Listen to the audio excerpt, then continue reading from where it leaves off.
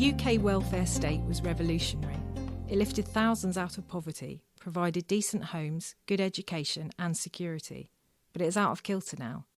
In this episode of Between the Lines, author Hilary Cottam talks about her book, Radical Help, How We Can Remake the Relationships Between Us and Revolutionise the Welfare State. She discusses her participatory approach and presents a new design that challenges us to look at how modern solutions might start with people and communities fostering their capabilities. Hilary studied at IDS. Her career began with an international focus, working on programmes in Africa and Latin America. Many of her ideas and approaches stemmed from this international work. Speaking to Hilary is IDS Research Associate Richard Longhurst. So, Hilary, I think I must dive straight in with the most obvious question, and which is, why are you here talking in an International Development Institute on UK domestic issues? Well, I'm really delighted to be here. Thank you so much for inviting me. I mean, Radical Help is really a book about how to make a 21st century welfare state, and it focuses on Britain. But the ideas within it I developed through my international work, particularly the kind of different practice I have, and the participatory practice was something I grew in Africa and Latin America. But I also think more fundamentally what Britain needs right now is a concept of development which goes beyond services that meet outputs and outcomes in a very sort of transactional way. And most of that thinking comes from development studies, and so those roots are very important to me, and that's why it's great to be here. Well, that's a very logical and interesting approach, and I'm interested in the challenges is the word people use about professional silos, and whether people were the opposition you may have faced in crossing these contexts in this way.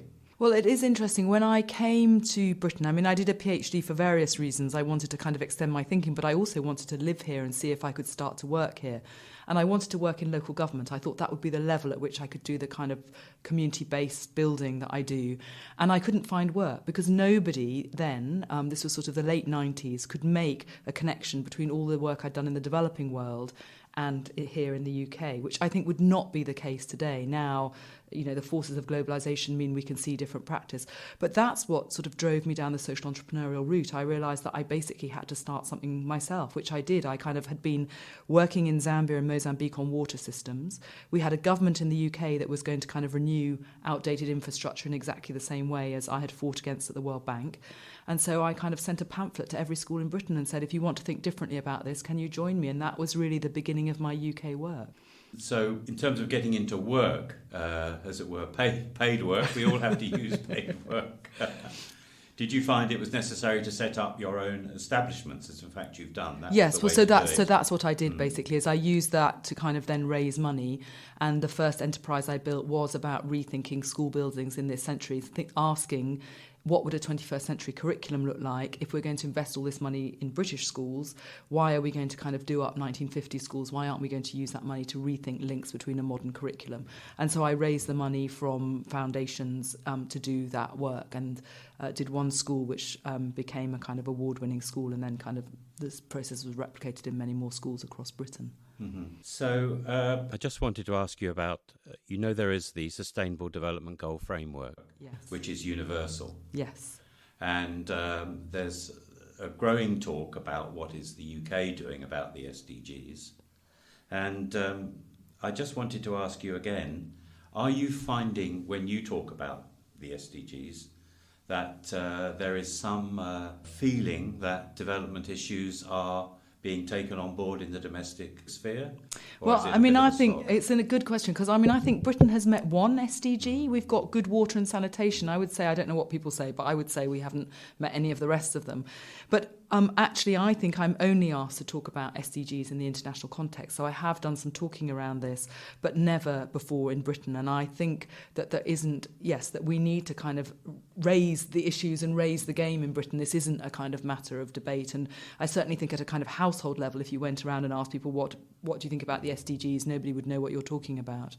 Well, I can and that's a certainly problem. agree with you there. I'm finding that right. Very much in my own experience. So just to come on to your book, which I enjoyed reading very much, you place a lot of, not a lot of, the central emphasis is on relationships. Yes. And the thing that occurs to me is that we see, frankly, as you've pointed out, a lot of our instruments of the welfare state don't really take that into account. So how do you feel about the design of programs that from the start take relationships into account? It requires a lot of start-up time, it requires a lot of listening and a lot of design when people really want to see you just get up and get going and get the money out of the door. Yes. So, I tell a very short history of the welfare state in the book. And I think what's really interesting is that relationships were always designed out of British institutions, that Beveridge and the kind of founders of these post-war institutions felt that they couldn't trust what they called the common man, who had all these emotions and couldn't be trusted. So you needed very strong bureaucratic rules and apparatus in order to make change. And I think what I make an argument for is that although one could argue that was fine for its time, it's definitely not fine now because the nature of our problems has changed. So if you think about challenges of ageing or climate change or chronic conditions, all the big challenges across the world, and this is definitely a British issue and an issue in Africa, Latin America and so on, these are challenges that can only be solved with deep participation and horizontal bonds between people. But I really like the fact that you asked me, does this not take a lot of startup time? Because it does. And I use a design process that, the first 9 months are around kind of opening up what the question should be, fostering those relationships. Now, what I will argue, and I think what the kind of metrics around my work show, is that if you invest that time in the beginning, later on you speed up and you have kind of fast and sustainable social change. But of course, the problem is in a current kind of era of log frames and everything else, how do you persuade people to fund those open processes at the beginning? And that's definitely a challenge and actually becoming more of a challenge. Yes, funders want to see results and they want to see them quickly. Well, more than that, they actually want you to tell them right at the beginning what you're going to find. Yes. And in my work, what I say is, I take an issue like ageing and I say, would you like to put in money? I think I run probably the biggest social innovation projects in Britain because I'm designing to kind of make system change, so I need to kind of already work at a certain scale. And I say, everybody's had a go at this problem, nobody knows the answer, so put some money in, we'll start this open participatory process, and we do not know what's going to happen. So those are kind of brave and committed funders because that's not the usual way, unfortunately, of doing work. Mm-hmm. Well, I think you'll find aspects of that certainly in some of the development work that's being done here. But as a very broad judgment, do you feel that the development community is, as it were, further ahead on this participatory work than the UK domestic community? That's a very broad question. Well, definitely I learned all my methods here at IDS. I talk about Robert Chambers in the book. The kind of what I learned from Robert here at IDS was completely sort of life-changing for me and changed the way that I work.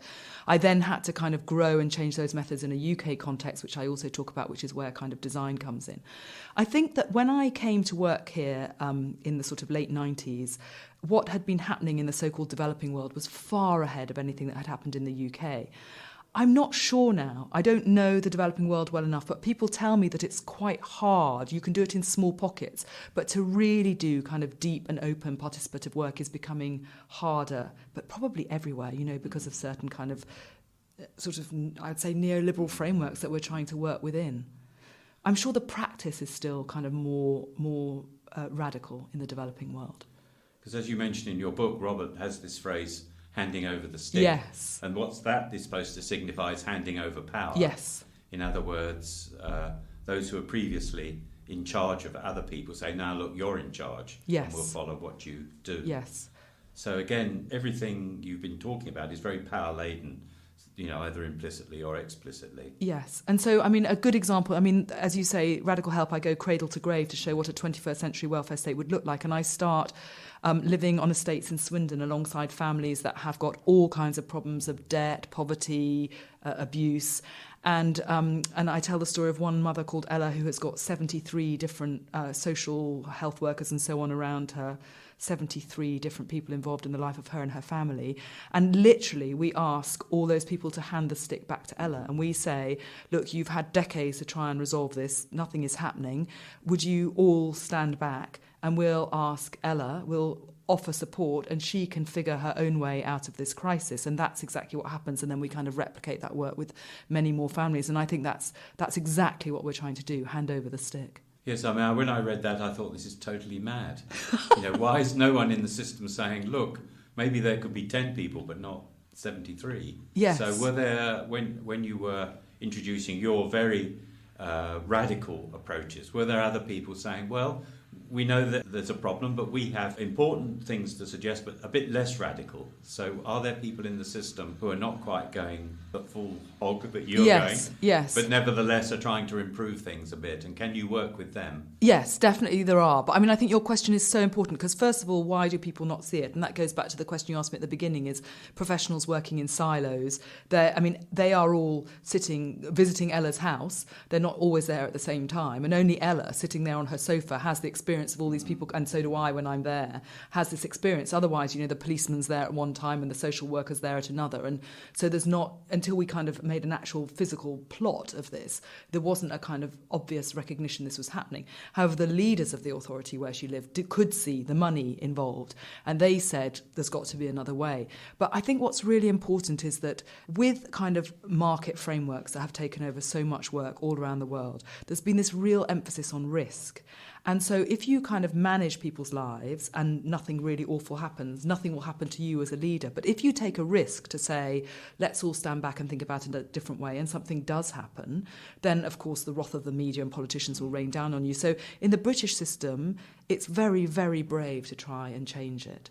And so there are people trying to change it already in the system, and those are the allies, those people that are trying to kind of make work. And can we amplify what's already good that's happening in institutions is also a big part of what I do. Yes, when I read your book, I realised you were caught between many forces, the privatisation forces, but also the we cannot dismantle the beverage concept of the welfare state. So you've really been caught in a lot of crossfire in that regard. Yes, and I can feel it on social media now. And I think that, because I think one of the things that's happened is that because the welfare state is under fire and there have been such massive, deep cuts, that those perhaps on the left who tend to defend the welfare state have sort of dug in and said, we can't tinker with it, we've just got to kind of hold it where it is. And actually, I think what we need to do is kind of reinvent that original vision, and we need a welfare state, but one for this century. And really, that's why I wrote Radical Help, because I thought what's needed, the book is written for the general public, and it tells a lot of stories, because I think what we need are stories that can help us imagine what those frameworks that we love but no longer work for us could be like in the future. Could you just say a little bit about your experiences in Moulscombe? Yes. Because that is just, we could almost look out the window and say, there's Moulscombe. Yes, so, I came through Moulscombe on the train earlier today. So chapter 2 is about youth work. What could we do to support young people? And I worked in 2 places to do this experiment, which actually failed. It's the example of failure in the book. And so I was invited to work in Moulscombe. And I suppose local authorities were very concerned about what was happening to young people growing up there. And that however much they might try and improve schools, for example, it wasn't enough to transform the opportunities of young people. And I think what we saw and experienced in Moulscombe is why a developmental framework is so important, that doesn't just talk about providing opportunities. What we saw in Moulscombe were young people that were utterly cut off from the wider framework and possibility of Brighton. No visits to the town centre, no visits to the seaside, living, partly that's the geography of the South Downs and difficulties of local transport and so on. So our response was, how could we connect those young people in Moulscombe to different people and opportunities that were all across the local area? How could they develop bonds that could begin to elicit what they might be interested in, how they could grow as young people?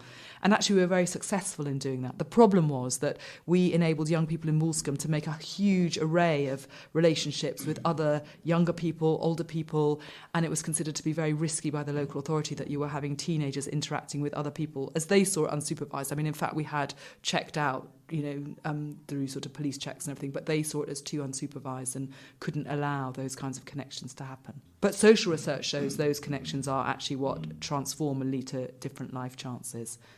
Yes, this is the central message of your book, really. You connect people up that might not otherwise get together to develop capabilities. And many little things in the book I was very surprised to read, and one of them was about the youth of Moulscombe not ever getting into Brighton as the main town, and how disconnected they were from that. Yes, their school is sort of, a pathway from the estate. There's kind of high unemployment. Again, for parents living on kind of universal credit or whatever, it's very difficult to kind of take expensive local bus journeys. And so what would and did make a difference for those young people was to kind of begin to say to them, what are you interested in? And through those interests, how can I connect you to others? And there's a huge amount of social research, as I say, that shows that really who we know is going to kind of make a difference to our life chances, and also that as we're becoming an increasingly unequal society, we know less and less diverse people. You mentioned a bit about reflective practice, yes, which is a well-known topic here, and I was just wondering again what people's reactions were to that, your colleagues and other people, that you would go through this process of looking at what you're doing. And again, returning to what Robert Chambers says, his famous phrase, embrace error. Yes. If you think you've done something wrong, admit it. Yes. I mean, was that important in your work?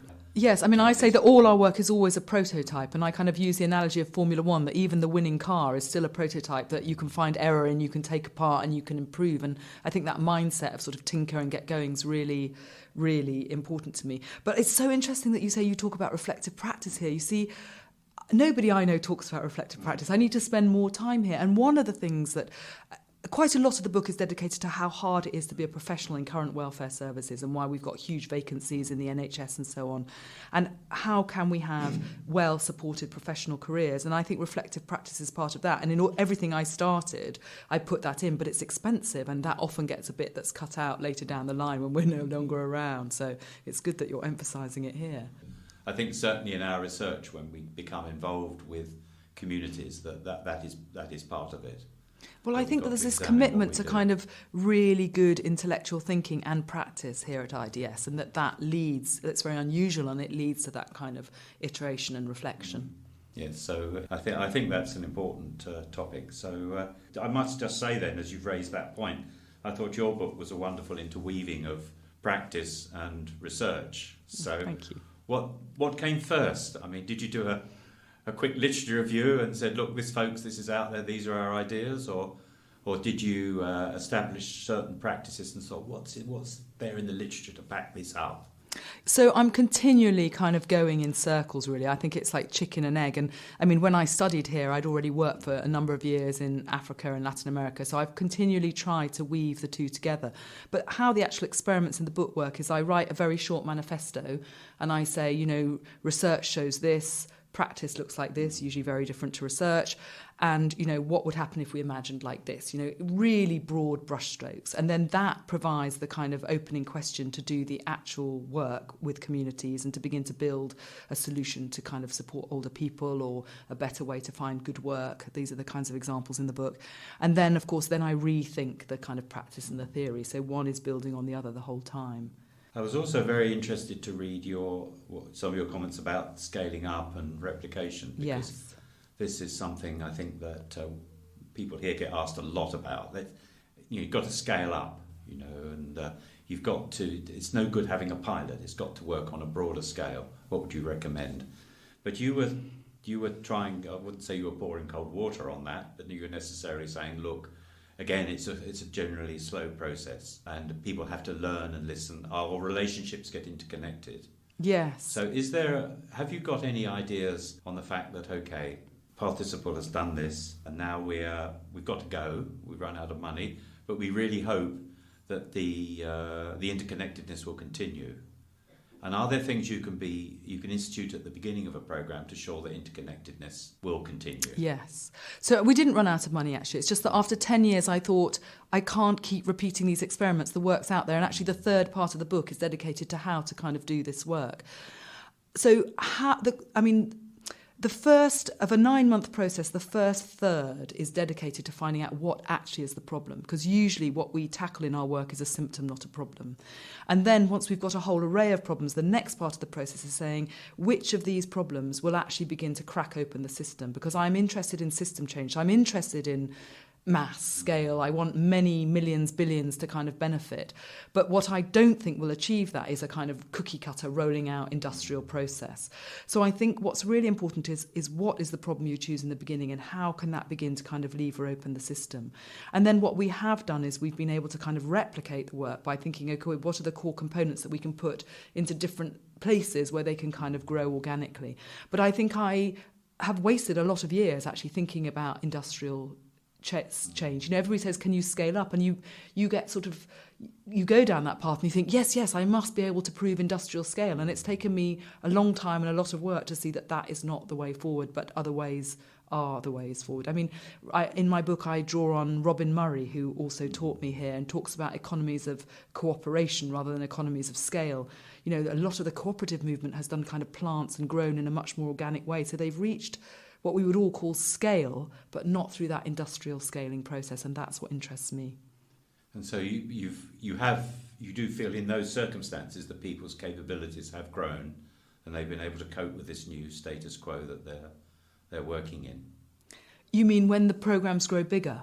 When they grow bigger, and people, yes. Obviously, for example, coming back to Moulscombe, yes. the younger people are going into Brighton, they are interconnecting with employers. Yes. Mostly, are they able to cope with that new dynamic?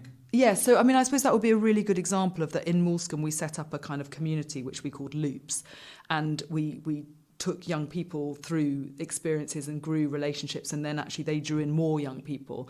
But then when we grew that programme in Croydon, we just took the kind of core concepts and then we started it in a way with kind of different relationships in Croydon, and that's the way I grow, sort of in the sort of like a beehive, if you like, rather than kind of growing some sort of back office.